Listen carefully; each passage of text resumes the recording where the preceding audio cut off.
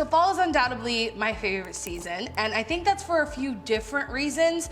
One being that here in Texas, it cools down a little bit, which is like a huge relief because I hate the heat and I hate summer. It's not that our weather gets like super nice, but it gets a little less humid and the sun is less intense, so I think that's a huge part of why I love fall. But aside from that, I do love the colors, I do love the coziness that comes along with it, and I think more than anything, I just love that it's a time to give ourselves permission to slow down in life, where the activities are not like go, go, go so much. It's more like wear a sweater, drink a hot drink, and just enjoy your life. I wanted to make this video because I feel that within recent years, probably for as long as I've been on the internet, fall has been kind of taken over by consumerism. But definitely fall kicks off also the like holiday season, which is the highest spending season of the entire year, especially in the US. And not just because the gift giving season is coming up, but also because there's so much more that I think people talk about fashion, and it's like the same things that come around every year during fall, winter fashion, but like slightly different. I saw this video recently where she talked about updating this classical look and that it was outdated because it had buttons in the front of the skirt, and I want to make this video to talk about some ways that we can celebrate fall without it being completely centered around spending money, consumerism, and trying to decorate our house to this wild standard that nobody should think is normal. And with cozy season comes soup season. So it's an amazing opportunity to avoid food waste, and one of the ways you can do that is by making your own veggie scrap broth.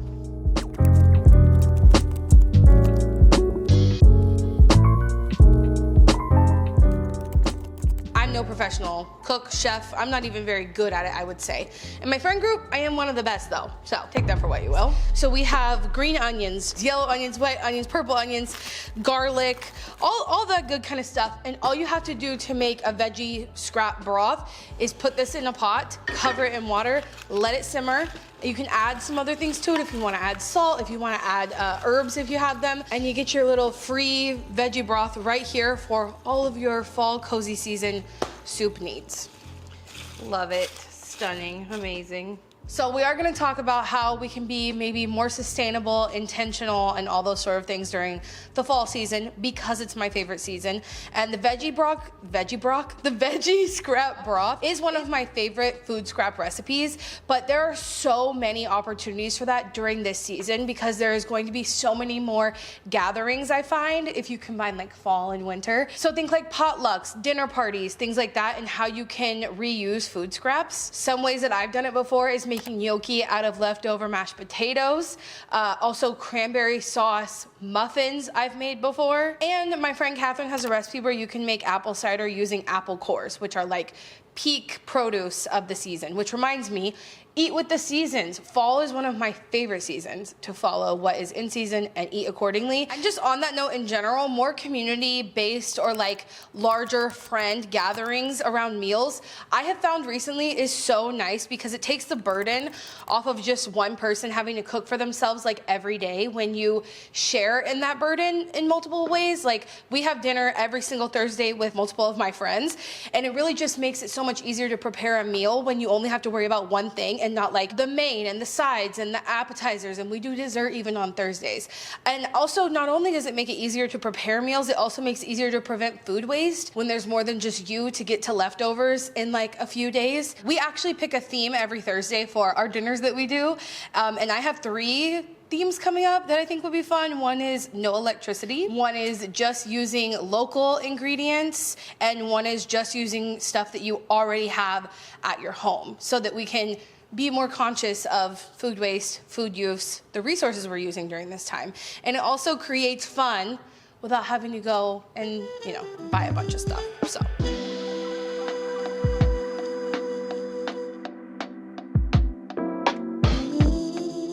The scraps have come to a boil, which is basically what you want to do. Bring them to a boil, let them simmer for like, I'm going to do 45 minutes, taste it, and go even longer if I feel like I need to or want to. Do what you want to do, but since that is happening, we are going to go outside and collect some seeds.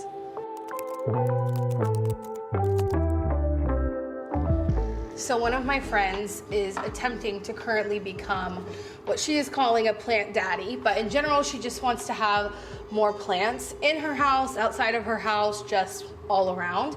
And what I've learned from trying to teach her about plants is that not everybody understands that plants have cycles and that those cycles have a purpose. And I bring this up because fall is the ideal time to harvest seeds. It's actually when most plants that I'm aware of have finished their growing season, which is like spring, summer.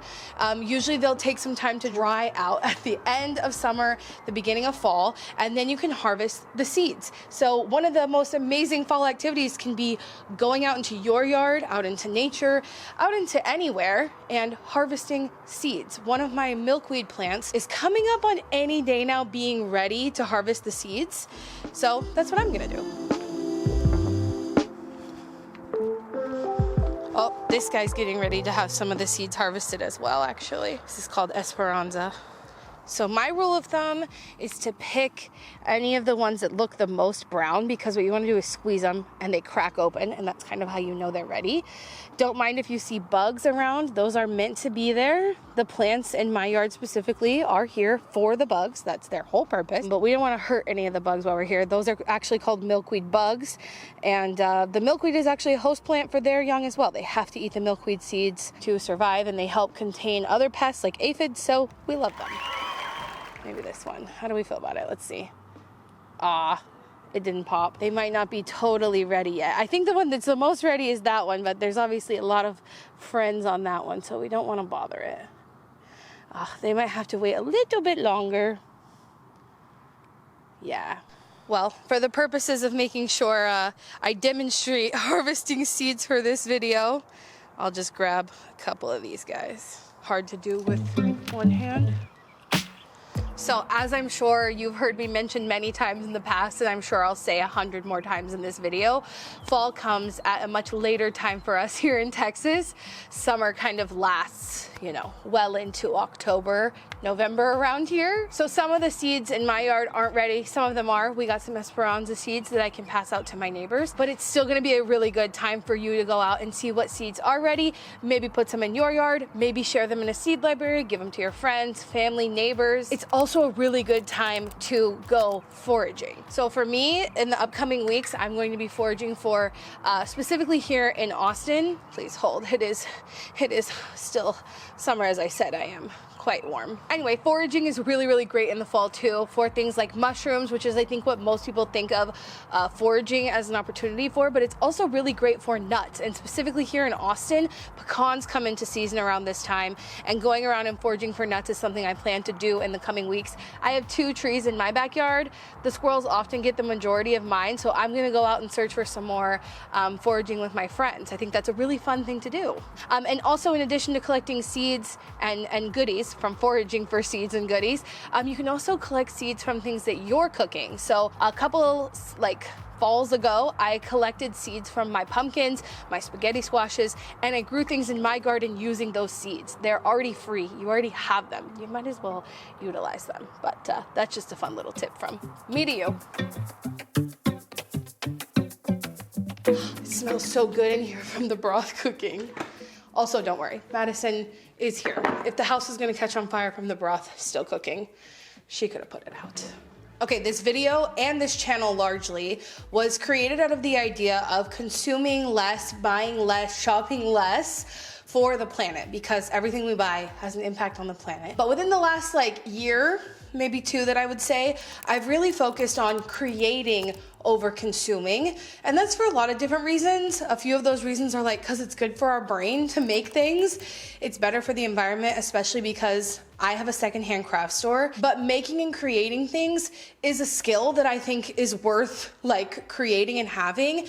And it also fulfills a lot of the reasons that we shop, right? Out of boredom, out of need for dopamine, out of wanting to relate to people. All of those sort of things can be done by making and creating things. I made a video recently where I talked about all of the reasons that people consume, and I find that creating things fulfills a lot of the reasons that we consume. So one of the things I want to say is that this fall it would be really fun for you to consider creating over consuming. So when you find something that you want to add to maybe your decor or your wardrobe or whatever it may be, there's all kinds of different things to create and reasons to do it. Try to make it yourself. And I have a really good example right behind you, because this is one of my favorite parts of my house. And I asked people on my Instagram for a phrase for my letterboard. I always ask on my Instagram for people to help me, so if you want to be able to help me come up with a new letterboard thing next time, go follow me on Instagram. But the person who submitted this one for my letterboard actually in their submission had a little pumpkin emoji. Well, obviously my letterboard letters that I actually also found at my secondhand craft store didn't come with a pumpkin. So I made that pumpkin. I made it out of punch needling, which you can use with like leftover yarn. It takes hardly any yarn, barely any time. Punch needling is actually one of my favorite crafts because it's such little effort, which with such great reward. All of that to say that I think it's really cool to be able to say that you made your decorations. I also made that pumpkin that's sitting over there in a ceramics class. I just think also creating things is such a worthwhile way to avoid consumerism. And there are so many different ways you can do that. You can upcycle old sweaters into pumpkins, and some other things that are on my personal list, things that I'm going to be crafting this year, are upcycling sweaters into pumpkins, like little throw pillows essentially, cheesecloth, or like any sort of thrifted fabric. You can turn it into little ghosts, which I'm really excited to do. You can collect pine cones and acorns and branches and make your own wreath. You can find like cool fun colors and shapes of leaves and press them and then frame them. That's another thing I'm doing this year. And I'm really into patchwork right now. So patchwork, clothes, table runners, pumpkins, all of those things. Creating over consuming is such a fun, fulfilling way to avoid shopping this fall that will still feel cozy and fulfill the need to have dopamine, not be bored, all of those sort of things. And I will say that it also really helps me avoid buying the latest trendy, cool decorations, whatever the girlies are talking about on TikTok, if you will, or Instagram. I made an anti-haul video where I talked about this ghost walking a dog that people are buying from like Home Goods and then selling for like $500 on eBay.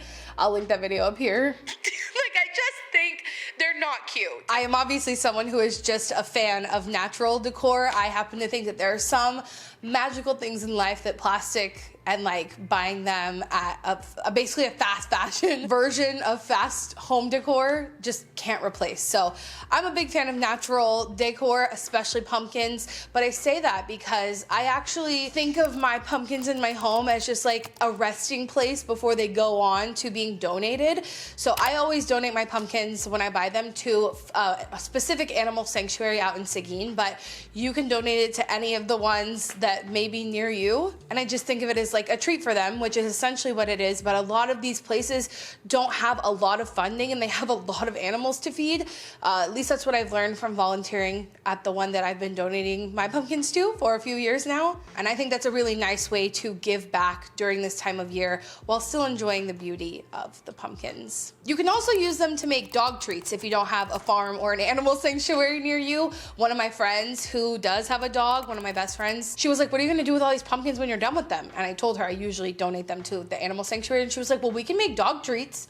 And I was like, yeah, that might be true with like one of my pumpkins. I have a lot of them because I love this season. This year I'm also dedicated to creating a farm stand for my front yard. That way I can post like community bulletins, specifically when I'm doing things for the community, because I am our zero waste block leader. I also do other things like give away plants. I organize different things. Like this year I am organizing a pumpkin drop off so that I can then take them to the sanctuary so less of them are going to the landfill. I put out all kinds of information for my neighborhood specifically, and that's maybe something to keep in mind, that if you are able to be involved in your community in that way, you can organize a pumpkin drive so less of them are going to landfill. And on that note, supporting local during this time of year is my favorite. I find it hard to go to the farmer's market during the summer because it is so hot, but once the weather gets nicer and a lot of things come into season in the fall, shopping local and supporting local is so much fun. And not only when it comes to like farmers and your local produce, but also local shops.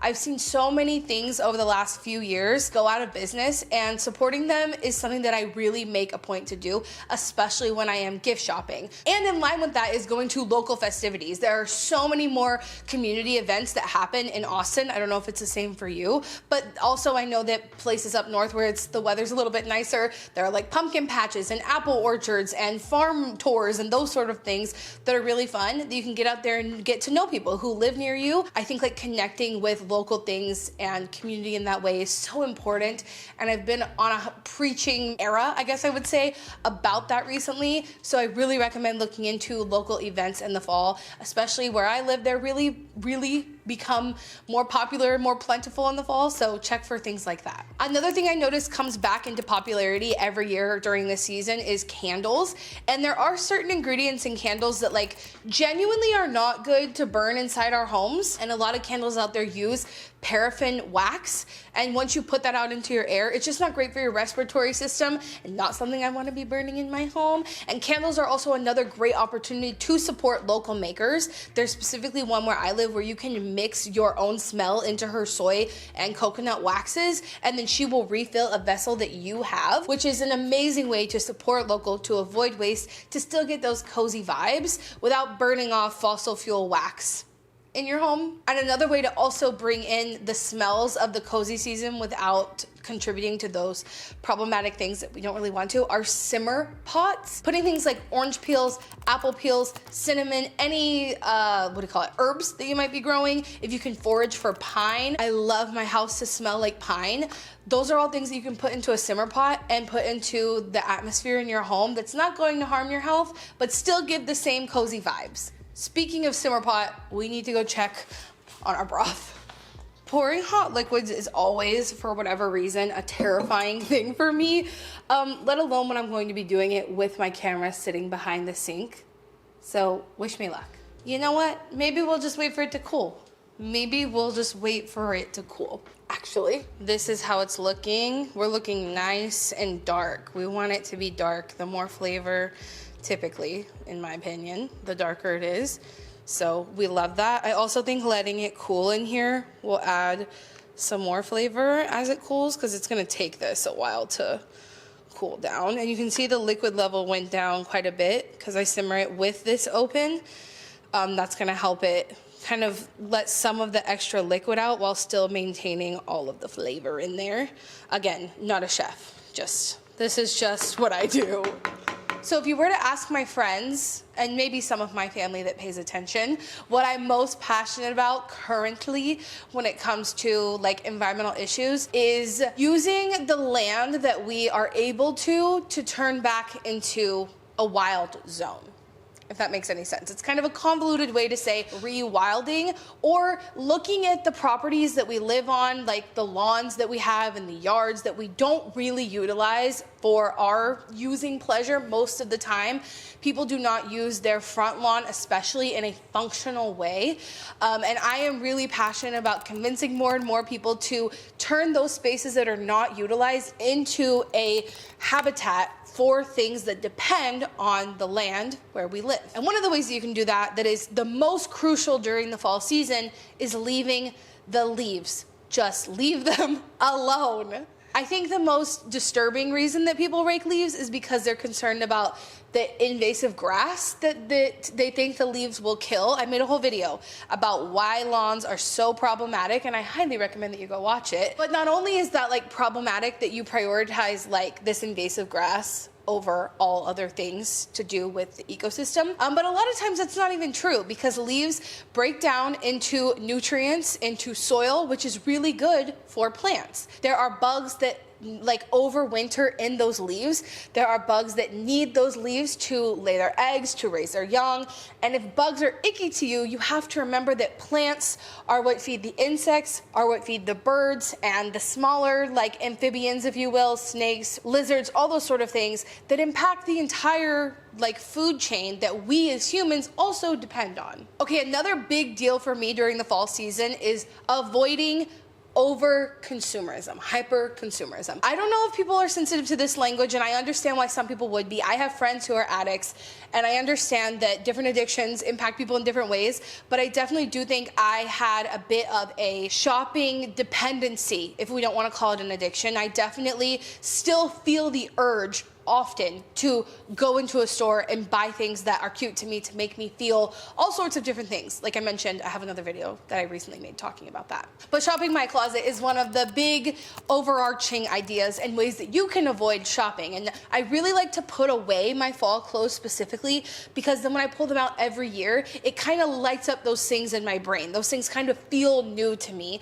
They make me feel like I'm bringing in something new that kind of fulfills the similar knee-jerk reaction to want to get new things. It also brings nostalgia, which is really rewarding to my brain as well. And that's something I would highly recommend, is shopping your closet and putting away certain items and pulling them out each year so that those things are still fulfilling to you. You can also do clothing swaps this time of year, are really great to bring in new pieces without having to create a demand for any new clothing to be brought onto the planet, and also a great way to make friends. I have met some cool people at clothing swaps. And because it's not that hot where we live, okay, we don't really do fires in the fall. We barely do fires until like after the new year. That's when it actually starts to cool down here really. But some of the ways that you can still have a cozy fire without having to chop down trees to do it is to use fallen branches. And you can also use like random materials in your recycling bin to make fire starters. So things like tissue paper, toilet paper rolls, old paper, old cardboard. That's a really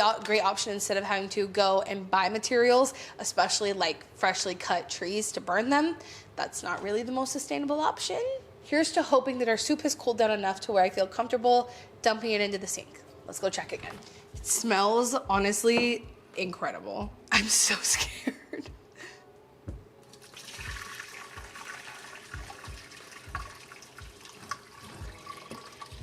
Oh, a lot of this stuff isn't even coming out, so I don't have to.